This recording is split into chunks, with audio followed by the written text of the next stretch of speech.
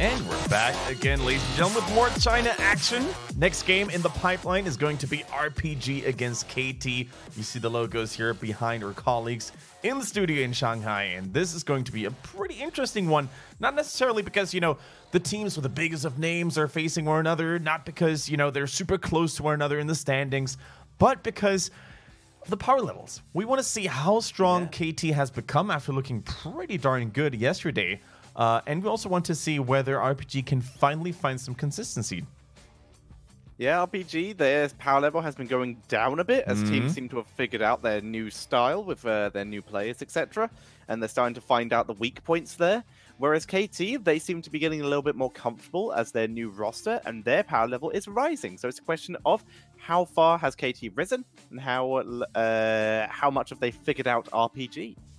Yeah, that really remains the question. A player that I want to talk about there as well, really quick here, is Timeless. Always a very special player to talk about, obviously, because he's the mad genius in China, if you will. Sometimes he looks like one of the strongest warriors in the league, and then he has his off moments in which he basically spills disaster and doom for his teammates by going in too aggressively, for example. And yesterday, we've seen both, right? We mentioned very briefly earlier how well he sidestepped every storm ball coming in from Huohuo, but then in that very deciding moment, he just was a little too far ahead from his teammates, and that was the deciding team fight that went against them. And the fact is, Timeless actually did used to play for RPG back when they had a very different roster. But you can see both these teams suffered roster changes at the start of the season. Also, KT look very serious there, especially Lotus. He is ready for battle. That is a good war face. I would fully agree. Reminded me of Sarfang here for a bit with that great cinematic that we saw in the break. There we go. Completely agree.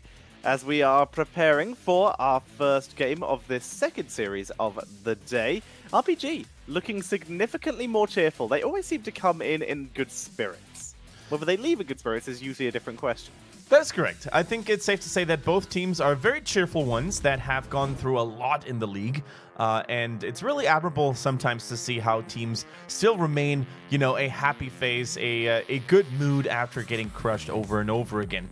RPG, though, being a little more successful in that regard, and I think this man that we see here on the left-hand side has contributed heavily to that, at least when he's playing Cassia. Yeah, DSL has a favorite. We know that much. I'm just waiting for his Vala, to be honest. Both these players, in fact, used to be very Vala heavy back in the day, but Vala has been out of the meta significantly for a while. Who knows, maybe we'll see them sneak in a bit of a Battlefield of Eternity, see if they can actually get that Vala into the game. But the fact is, yeah, no, Battlefield's banned, so that's not happening. And we are heading to the Tomb of the Spider Queen. So now, that's a cool one. It is. The Tomb of the Spider Queen, a little bit smaller. Hammer still jumps very high up in priority here because it's a very small map, like we already said, so she's almost always going to be in range of someone. Yeah, that is super cool to see. Tomb of the Spider Queen finally back in the mix here. Wave clears of the essence, and quite interestingly enough, though, some of the best wave clearers in the game are not very frequently picked by Chinese teams. I'm just thinking about Gul'dan here, for example, comes to mind. He's very strong in the early game rotations here, has some great team fighting value later on as well with that Horrify. In fact, when Chinese teams yesterday picked Kel'Thas over and over again and lost over and over again with him, I oftentimes would have preferred them just going for a Gul'dan, to be honest, especially on maps like Infernal Shrines, where they have just as good of a wave clear with those shrine minions as well, but actually have a little more safety because Gul'dan, I feel like, is not as susceptible, you know, to getting burst down. I would agree. He's definitely can play a little bit safer and play around around on this map. Hammer gets banned out, so Gul'dan is left available, as is Whitemane / Deckard / Nazebo, if we did want to see him. But once again, there's no Hammer on the board, so Nazebo's a little bit less likely. So Whitemane actually has been let through every single time up to this point in those first 3 games that we witnessed. And RPG, they're going to pick her up immediately. And MJ actually played a pretty darn solid Whitemane the other day. That he did. It was really cool to see. It did not work out in their favor. But overall, it could still be pretty reasonable for them. It's a strong hero. Immediately, we see Hanzo back in the mix there, as well as Blaze. It's a little bit risky, in my opinion, to pick Blaze this early on, though, because you basically show your opponents what soul laner you're going to field on Tomb of the Spider Queen. That makes Blaze a little more susceptible to getting countered by heroes such as, let's say, Malthael. Irel actually bullies him around quite a bit. Even Leoric could be picked now, although Leoric's success ratio yesterday wasn't actually that impressive. Phoenix and Garrosh coming in here. So pretty standard opening here for both of these teams. Nothing super special. Also, I stand corrected in the fact that MJ won his only white main game. So my mistake there. Are you doubting MJ? Potentially, because I thought it was yesterday and they lost their series yesterday. So I just got my days mixed up. I'm just actually quite an MJ fan, actually. I think he's one of the most underrated supports in the league right now. I think especially his Alex Strasser has always been super impressive. And oftentimes, you know, similar to Atui, sometimes, you know, these supports, they struggle with just super reckless teammates. And I think that's oftentimes what MJ has to cope with as well for RPG. His Alex Strasser is actually his highest more than one game win rate with second highest with 46.7%. Malfurion on 47.8%. So you can see that he's not the RPG lose a lot. There is a situation that is why he has not got great win rates on anyone. Only two heroes he has a 100% win rate on are one game heroes, and that is Whitemane and Lili. Yeah, I mean, RPG for the last 2 or 3 phases actually were the beaten horse of the league, right? They were basically the punching bag. Last phase, they didn't win a single series. They weren't actually looking good at all.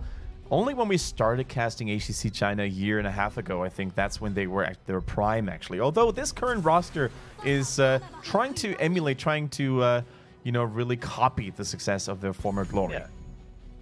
And right now, I think it's a situation, once again, where they have a couple players who are stars and a couple who need work. So I would not be too surprised to see the growth there. Yep. And like I would have to, unfortunately, put a little bit of pressure on Par. I think he might be one of the weaker players for the team. KT, though, we're actually seeing for the first time in, I think, 2 years, the story of Fire and Ice as Kael'thas versus Jaina comes into play. And what better region to actually tell this story than China, right? We're going to see the battle of Jaina and KT. DSL, once again, on that Jaina, he really doesn't seem to enjoy the Phoenix as much. And Pa, I think this time around, you know, yesterday on the Jaina, when he played it himself, he was getting pummeled, absolutely destroyed every single time, which is probably another reason why they put DSL in that hero this time around. Phoenix is a lot safer. He's got an escape spell. He's got the level 20 in the late game just in case you get caught out of position. You gain a second life, if you will. So I don't really dislike at all the hero distribution that RPG has put on here. Me neither. And in fact, I'm going to have to be biased towards RPG today, at least, because they picked Jaina, aka voiced by Laura Bailey, aka one of the characters on the shirt I'm wearing today. Nice. Show it again. As from not the Best Detective Agency, from Critical Role, where she plays Jester. So would be unfair for me not to be biased. All right, ladies and gentlemen, I think I'll give it to KT, though. I really don't like betting against RPG in this matchup, but I think KT are looking pretty strong right now. And especially Timeless, you know, when he's on a good day, when he's calming his aggression, if you will, then I think they really have what it takes to take a series or two here. Well then, let's find out as we are heading into our first game of our second series. It's going to be on Tomb of the Spider Queen for the first time in a while. And spawning on the left-hand side, it is going to be RPG with Frisho, MJ, Par, C, and DSL. And facing them is none other than Kudos Top, represented by TWT, Kiaru, Lotus, Timeless, and Bad. By the way, can we just give a shout-out to our Chinese observers who find the perfect sweet spot for this almost perfectly mirrored opening image? Clearly, I mean, you can see they're trying to even angle up the little curve. They got it. Beautiful triangle. Oh, that's a cool effect. And let's turn it off as we head into the game. I agree. I love that little effect. But interesting things happening already. Starting off with a Q build white main. Yep, Q-Built White Main is back in town, and up to this point, MJ seems to be the only support player in China as of late who is actually putting his faith, his trust into this build. It used to be the go-to for a long period of time, then it was nerfed. The healing value was reduced quite a bit here, but let's see if we see a resurgence maybe coming in from MJ. Also, we see the Winter's Reach coming in for Jaina. Really, RPG in particular, whether it was DSL now or Pa yesterday, they really seem to value the Winter's Reach, and I like that choice as well because it gives you so much more safety. Jaina with an auto attack blasting Blaze out of his shoes there. Loving it. First blood, nicely done. I would have really loved to have seen the events that led up to that because Blaze is hard to kill. Yeah. But that is a very nice snipe there. Must have been an Irel probably jumping in behind him with the Avenging Wrath and then Jaina following up with her own slow. Yeah. So Blaze just basically had no chance to ever hope to escape. Yeah, just blocking the charge. Must have been. But still cool to see. Blaze must have been really overextended for that to have been a possibility, especially with the bottom of the map being a little bit harder to telegraph, a little bit harder to come in without being telegraphed where you are. And as such, the camp is taken super quickly as Phoenix and Yarel, a lane we've already seen before, but it is duplicated once again, and it's going to try and double pressure as they're going to invade. Oh boy, RPG. Oh, DSL frontlining Jaina initiated. Here we go. Just zero damage. DSL just wrecks him as he moves back. He's actually cornered the root of Deccan Kane though, but that's an Eden camp using the spell shield of the camp to back out. Wow, absolutely great to see here. Maximum balls to the walls by DSL, just charging in with that Jaina. And I think he was actually totally aware of this, but they had to basically charge in as quickly as possible, right? Because every second matters when you're going for these greedy invades. And with Whitemane and her Grace burst healing, actually, I think he was totally aware of the situation that he would survive this. Also, wanted to quickly highlight how well that was done in total by RPG. First, they got that bottom siege giant camp. Now they stole that bruiser camp immediately. This couldn't be any better for them right now. That was spectacular. Just DSL running forward. Just like, guys, have you not seen Battle for Azeroth? I'm OP. Let's go. Gets demounted there, but his port interrupted by the bruiser camp. But they're still timing it. They're going to time this with their next push, maybe with a turn-in as they are still gathering gems. But just under a full level lead for RPG right now. They are looking solid. Yeah, he almost played that Jaina like he plays his Cassia. Oftentimes when he finds himself outnumbered, he's just charging recklessly and going for the motto of aggression is the best defense sometimes.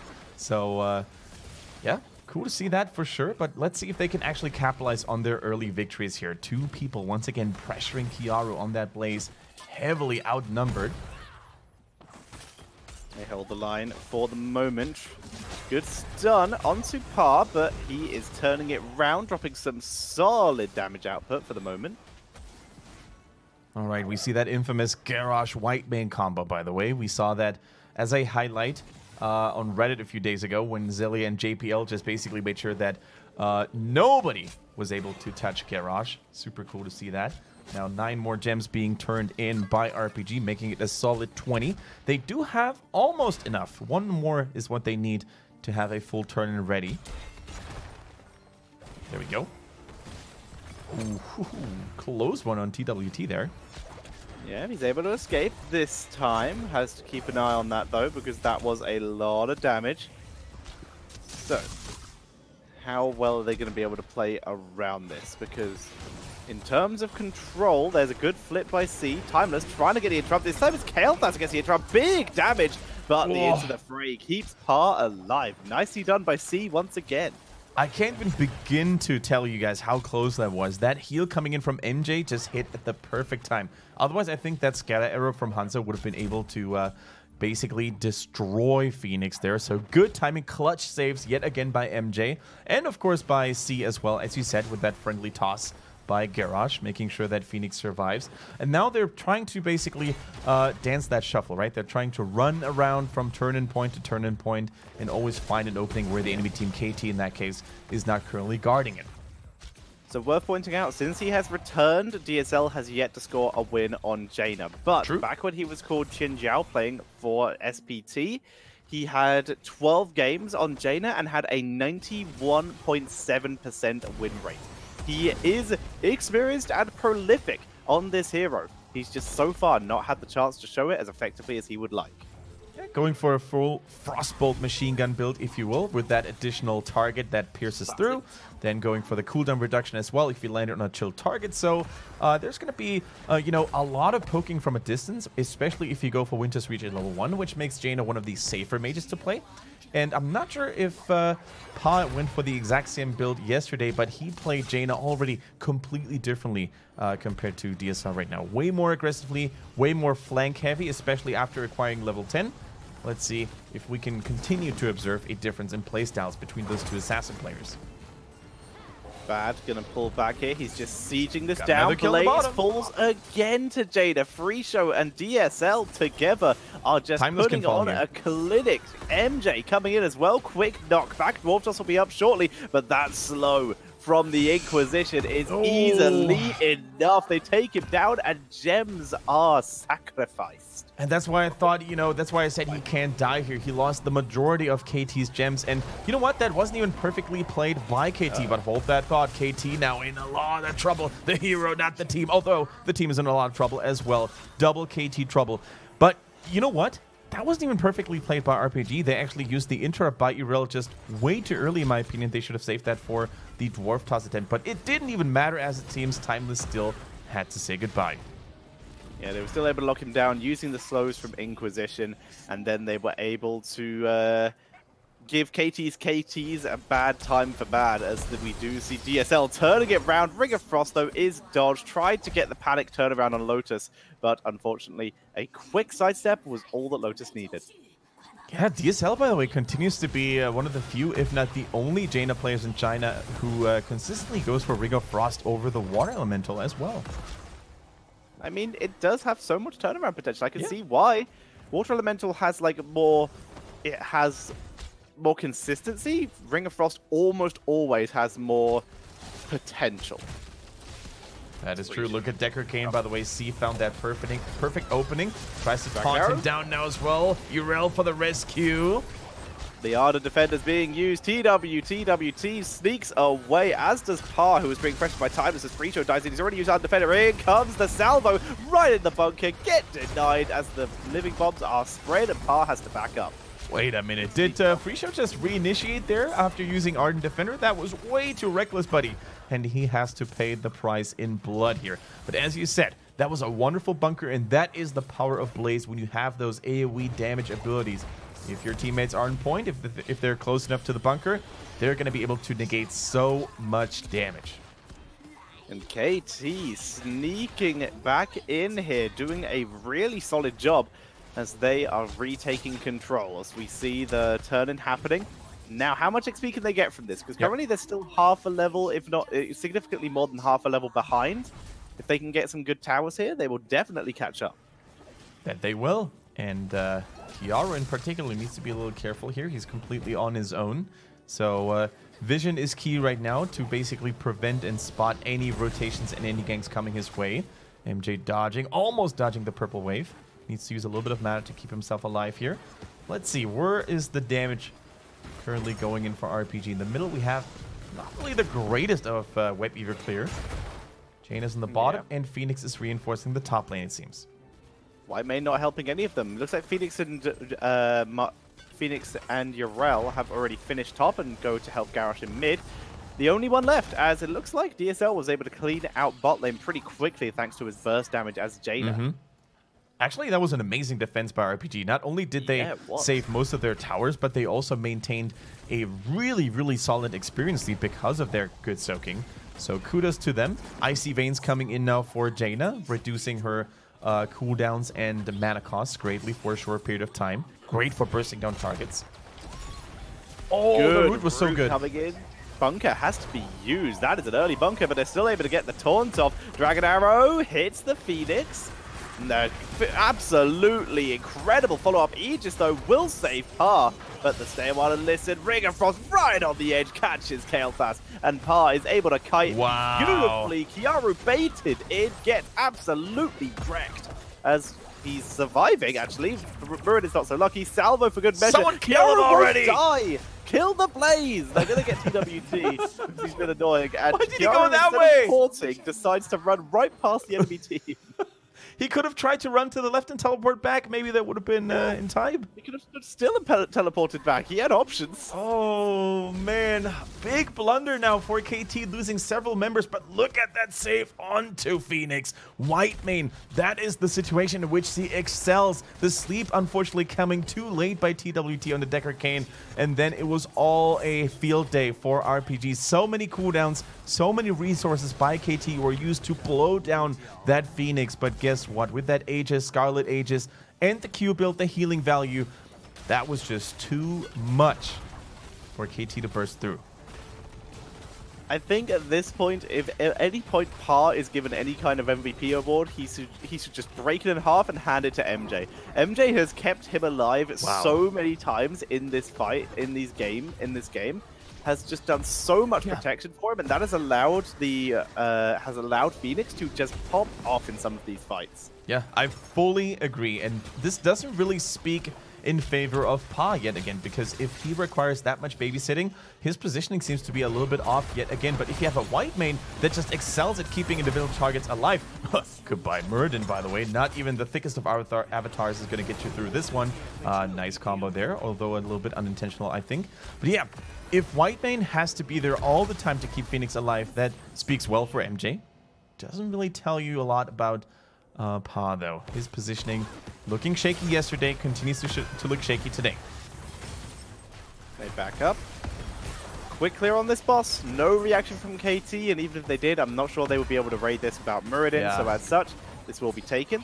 And the problem is, KT, usually this is a situation where you might see a sneaky turn-in attempt by the other team, but they are 20 gems short. Yeah, and that's of course because they lost so many members before over and over again. Most importantly, Timeless there, losing 33, I think he had in his pockets. So let's see how well they can actually defend this boss already. Good news though for KT. Their opponents, RPG, don't have enough gems either, because a Web Weaver boss push would have probably been nigh unstoppable right now. But even as it is, with just that boss, it looks like that might be a very threatened keep after all. Ardent Defender though, by Free Show, had to be used early. He was caught in that Kel'Thas combo. As we do see the boss being abandoned. Only going to just damage the front wall here, as Timeless has massively outrun his team. I don't think they realize just how out of position he is. Finally going to move in, but a quick Stormbolt might actually let Timeless escape here. Yeah, sometimes, you know, when you see a confident Muradin charging at you, you expect there to be follow-up, right? And those are sometimes the moments where you have a Karzim in your team and you 7-sided him to death. Yeah, I mean, that's the kind of situation where you, like, wish you had, like, full team voice, like, voice chat. All Timeless, stun onto DSL, gets rooted, and absolutely destroyed. Nice job, Whitemane, with that root. Living Bomb is spread, but Free Show is delivered here as you chase him down. But yeah, it's the kind of situation where you, like, wish you had inter-team voice chat, so, like, Murin is chasing down. He's just like, oh, yes, we are on the way with all our heroics up. Yes, everyone is here behind me in the shadow. Don't look. You won't see them. They're invisible. But we see RPG getting the turn in. They're going to be moving in for their first keep. In these situations, I can't wait to play the new Tyrande with Shadowstalk, in which you now start to reveal the entire team again. And then you actually see how lonely he is and how all by himself he is. I'm so happy. Like, it still stealths your entire... It's old Shadowstalk again, right? Yeah, but with a 20 upgrade, you can also reveal the enemy team for a short period of time. I mean, it did that before, but like, thank God. It was just such a good ability. I missed it so much. I agree. I'm so glad that the old Shadowstalk is back. I'm gonna play the hell out of Tyrande when she goes live later in the day today, I think in NAs, and tomorrow for EU. Oh man, I'm gonna have to play that on... Oh, I can't play that on Thursday. I've got my brother's birthday. Alright, I'm gonna play on There's only one thing to do, Tetra. You skip that birthday right now. No, absolutely not. It's going to be happening on Friday when I stream. Here comes the Ring of Frost, and Timeless gets deleted again. And a beautiful Aegis. I mean, the AoE healing and shielding value is just so insane by Whitemane right now. He just can't kill anyone, it seems. MJ trying really hard to keep Pa alive, but even the mightiest of MJs can't heal through all this. Hanzo and Blaze just absolutely popped off. Free Show will get deleted here, finally taken out. Was able to delay for a super long time.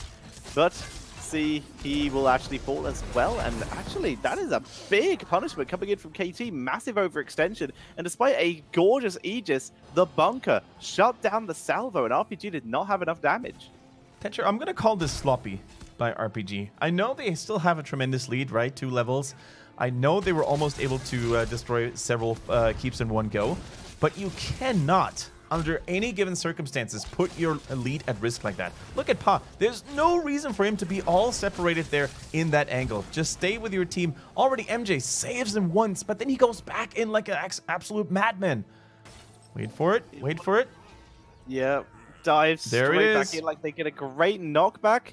But Bad in the bunker has just baited everyone in, and Hanzo's got a beautiful Dragon Arrow spot. Sorry, not Dragon Arrow, Scatter Arrow spot here, and just wrecks everyone in the backline. Sometimes you just leave your Phoenix in max range mode, and you just fire the big bombs, and rather than going into sort of melee range and trying to fire off the repeater cannon. So especially Pa really needs to be careful now not to ruin this lead for his teammates, because there it is. Turn in for KT. They get the Wet Beavers. They can now relieve lane pressure as well. White main in trouble. The stun combo is real, but Garrosh with a life-saving toss. The Ring of Frost is pretty reasonable. Bad is being dropped low from over the wall as DSL is trying to snipe him, trying to find the angle, looking for Bad here. They find Timeless instead, and that gives DSL vision. He tries to once again get those Frostbolts in, but can't find the target. Looks like KT is not done just yet. You see those pings frantically going down for RPG. A nice teleport. Murden should be able to land that stun, though. Holding it together. Pa dropped low once again, but he's sustaining through. MJ keeping him alive, but just drops all of his mana to do so. At least with the Q build, the C is the one who is taken out. Wow, that was such a quick reinitiation by KT, and look at that. Despite being a talent down, despite losing members earlier over and over again, they are now in the driver's seat. 50 seconds until C on that Garrosh gets revived here. Looks like Timeless finds another opening. DSL in trouble. If they lose Jaina here, this might be game over. They've gone very aggressively this time. They're pretty far forward. Even with the Siege Giants, they were still very far in the enemy base as Pa begins burning down that Web Weaver as KT very sensibly back up. They've got the first keep of the game. That is value. That is value, quite indeed. It is permanent value, because you now, not only do you unlock the catapults in the bottom lane, but you also give yourself that winning condition, right? Only one more team fight is what they need. Only one more team fight that they win by, let's say, 2 or 3 people, and they can charge in through the bottom and hope to end this game, which would be so huge for them. And KT... It's got 40 hit points. Wow. Oh. Well, that fort stands tall, at least for the moment, but it's not looking a huge amount better than currently the top lane keep for KT either, so it's only going to take one team wipe for RPG as well. True. Both these teams are in a precarious situation where they're very reliant on the others. Look at Free Show using Seraphim to actually move in just so he could scout with his face. He could face check without having to burn scouting skill shots that could be dodged. RPG is closer to a turn-in, though, so if they just play this patiently... I know it's China, guys, but if they played a little more patiently and then just try to collect enough gems and sneak in a turn-in, that could actually be their winning condition there as well. The root is real on Murd, and Timeless actually has to use the bunker even because he took so much damage as well. That is a pretty juicy cooldown that they can now capitalize on. We see C once again moving forward. Actually, somehow dodges all the scatter arrows, but he's looking for someone to get the flip onto. Jaina's cleaned up bot lane, so catapult pressure shall be relieved temporarily. Boss is up again, so once again, this top lane is still very much an endgame condition for RPG if they just get that scenario. Yeah, Hanzo, by the way, holding his own there in a one-on-one situation against Garrosh, preventing him from turning in as well. Look at Free Show and look at DSL dropping a random ring into nothingness. What the? A nice ice block, though, with the Into the Fray. Gets DSL out of danger, but C gave his life for it.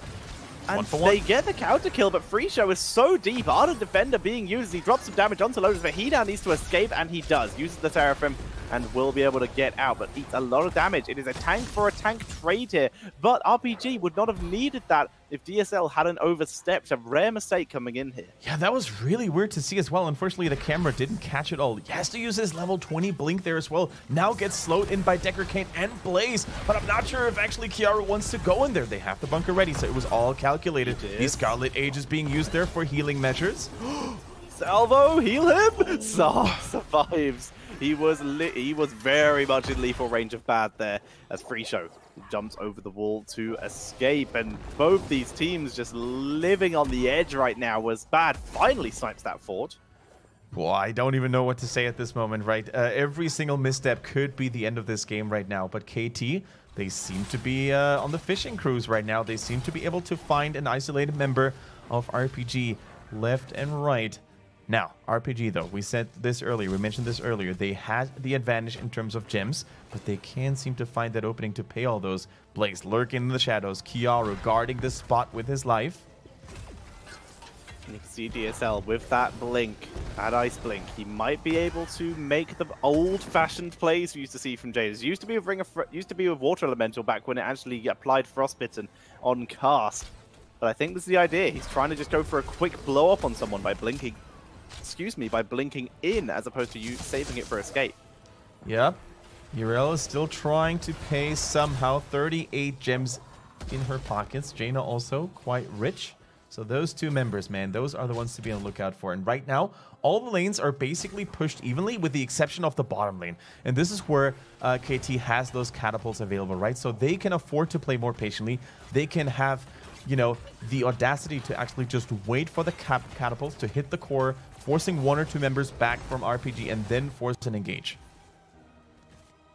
DSL hovering around top lane, actually. Very interesting. Not near his team at all. Looks like he's actually going to try and snipe this keep.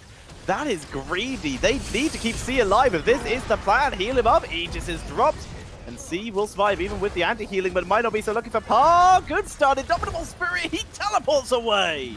Now Yrel is in trouble. Does she have the Ardent Defender? Yes, she does. Doesn't even have to use it, though. MJ is here to save the day.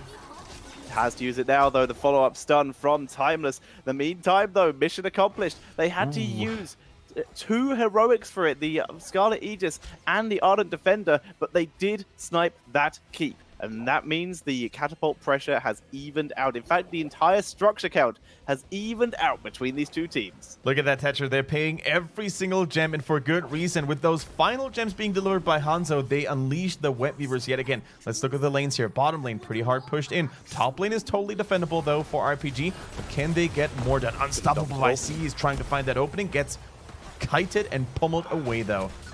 That anti-heal from Deckard is such a problem for C. He's dropping low. Here comes MJ, healing him up. Nice dodge by C. Quick groundbreaker, but the Ignite is active. Scarlet Aegis keeping C alive, though. He begins to turn it around. The beautiful ring of Frost Salvo, but the bunker is active, dodging so much of the damage as C is in full retreat, gets his self-shield, stays alive, and pulls all the way back. I can't believe that C is still alive here. With combined efforts of MJ and Yrel providing additional armor with her jump, they keep their main tank alive. They now have to defend that core, though. Look at those flame strikes, by the way. With that flamethrower level 20 talent, the range is absolutely absurd onto this. KT not brave enough to charge into this core. They realize they want to use the web gears first, though. So much damage being applied with this Ignite build of Kael'thas. The second keep dropping down. It will be saved for the moment, but it's dropping low. You can see the pressure being applied here by Blaze and Kael'thas raining in fire from the side. Jada is hovering off to the side as well. You see a danger pick there. They know that this could be dangerous. Yeah, all it takes is one more flame strike, and KT has that superior range. There it goes, and the keep goes down. Jada moves in. They're looking to try and get a blow up. They lose the keep, but they're looking for the game. The blink forward is used as they try to get the snipe. Garrosh fleeing away. Free Show is super aggressive. He's got Ardent Defender back, so they chase forward. Bunker being burned is a huge deal. Salvo gets blocked. The root of Deckard prevents Pa from getting enraged. Now he's in danger, gets knocked up, but a quick into the fray. That might save him as they begin to turn this round. Pa baiting Kiaru back. The clutch shield. Stay on and listen into the flame strike, but everyone again pulls back. What is going on, Tetcher? This is a constant back and forth between those teams. They are like two boxers in the 12th round, just exchanging blows without really being able to stand anymore. Both teams are so weak, and keeps have fallen left and right, but yet none of them is willing to let go just yet. The KO punch hasn't been delivered yet. Now, enough gems available for RPG. They need to turn in with everything they've got. 51 coming in. They need 3 more. That was a miscalculation. in no indomitable use. They can't stop the boss. Just Boss pay. is going in, but it's into the one lane they have a keep in. They have not turned in. They're going to move forward and just try and win it right here and now. But a scatter arrow wipes out Jada. A huge amount of damage missing. Why don't Phoenix they pay? wrapping in from the side, trying to do something here as Free Show is in full retreat. C gets focused down and will Timeless. not get blown up for the moment. Finally, the living bombs begin to spread. MJ dodges the charge. Here comes the salvo, but with no slows to empower it. Pa is actually going to 1v1 Lotus here. Pa takes him down. The boss is on the keep, though. MJ is baiting through. Can he save himself? He has no mana. He's dead. All right, ladies and gentlemen, I think that was probably GG. We see minions on the core, catapults on the core. The boss is keeping Pa distracted in the top lane. Still enough members alive, I feel, for KT to make this final push a reality. Pa, though, desperately trying to keep those members of KT distracted. He has Indomitable Spirit still, I expect, so he will survive the engage here for the moment, but the boss is still healthy. There's a catapult that will help clear it up, but with 3 members on the core, that is going to be it, and game number 1 goes over to KT. Oh, man, I would love to take another look at those final steps here, at those final moments in the game, because I think RPG misplayed that so hard. They could have actually turned in. The entire team of KT was distracting doing the boss, and if they turn in, those web viewers will de-push middle and bottom that were currently threatened. They can then use all their resources to defend that boss combined. You know, they could have even gone for a flank while KT was pushing with that boss, but the way